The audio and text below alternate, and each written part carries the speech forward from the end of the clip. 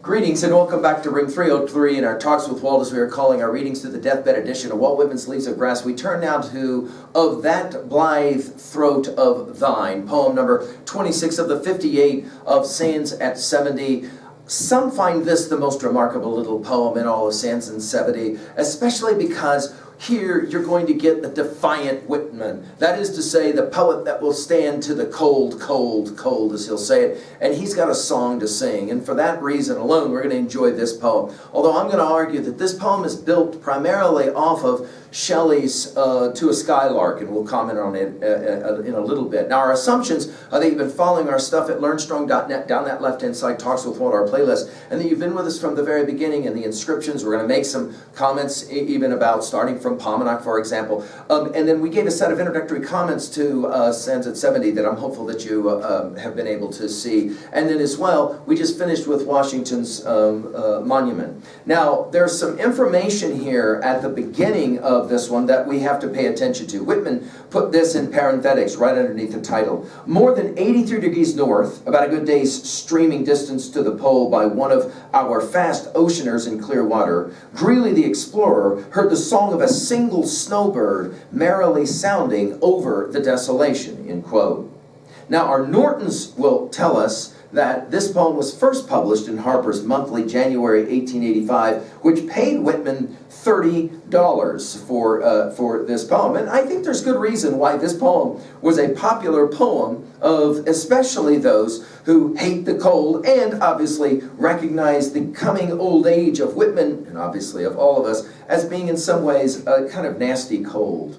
Now, you'll remember the use of the word blithe from I Hear America Singing, although we're going to comment on the power of it in that opening line, Hail to thee, blithe spirit, Shelley's To a Skylark. You'll remember that one from 1820. I'm convinced that a whole lot of Leaves of Grass is born of Shelley's poetry, especially To a Skylark as well as Ode to the West Wind. I've given full lectures on both those poems at learnstrong.net. Let's just enjoy the poem. Of that blithe throat of thine, from Arctic, bleak and blank. Notice, again, the use of the B here. I'll mind the lesson. Again, I said to you guys, Whitman is teacher. He's always trying to learn. He's always curious. He's always trying to learn. He's always trying to suggest to us that we as students need to also learn.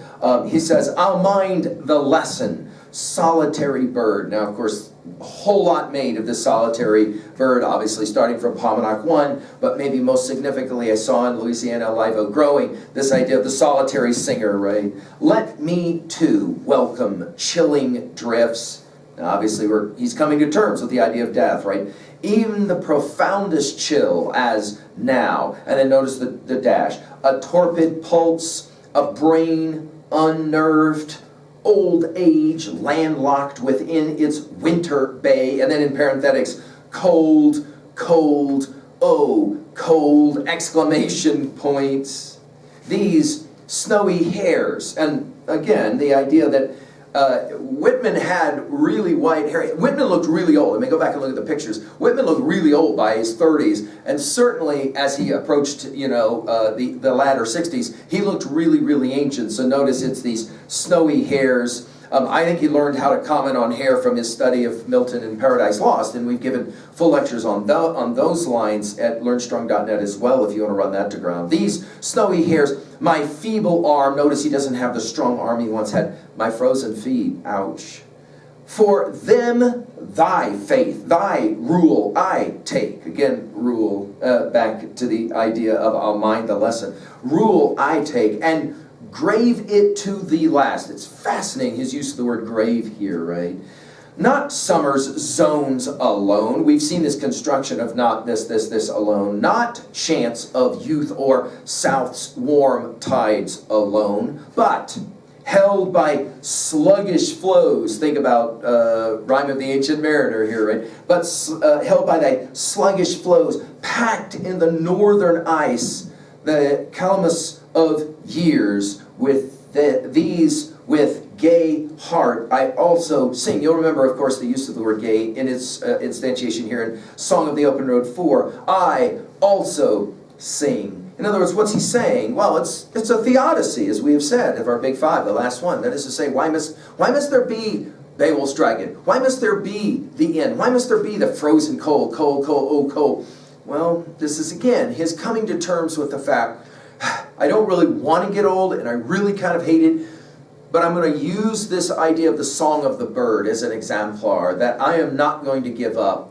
There's always a reason to hope. Never lose hope. Even in the cold would be the message here. I love it to be all the cold language. I mean, just go back and look at all the words. Cold, cold, oh cold. The frozen feet. I mean, all of it, it's compelling. You literally feel cold when you read this poem. And obviously, you feel for a poet who has spent so much time, can we say it this way, so much time in the sun.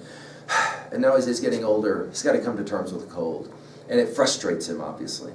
We've mentioned Shelley's To a Skylark at 1820 offering. Hail to thee, blithe spirit. We have to mention, of course, Emily Dickinson's Hope is the Thing with Feathers of 1891. That perches in the soul, you'll remember. But I want us to go to Hardy's Darkling Thrush. By the way, all three of these we've commented on in detail at learnstrong.net, but you'll remember Hardy's Darkling Thrush, written right at the very beginning of the 20th century, and he went out for his walk that evening, and he was pretty desolate, fervorless, I think is the language he uses, you'll remember, and then he says that old thrush starts singing, and he can't understand why, and he uses this notion of maybe the bird has some sense of hope that I too need to understand.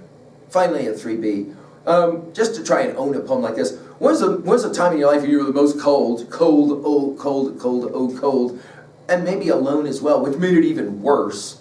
And his Leaves of Grass may be helping you to find a reason to sing in spite of the nasty cold. And of course, as you age and you begin to get colder, that is to say, hopefully, Leaves of Grass will be there to help you to sing, even in the cold. Thank you.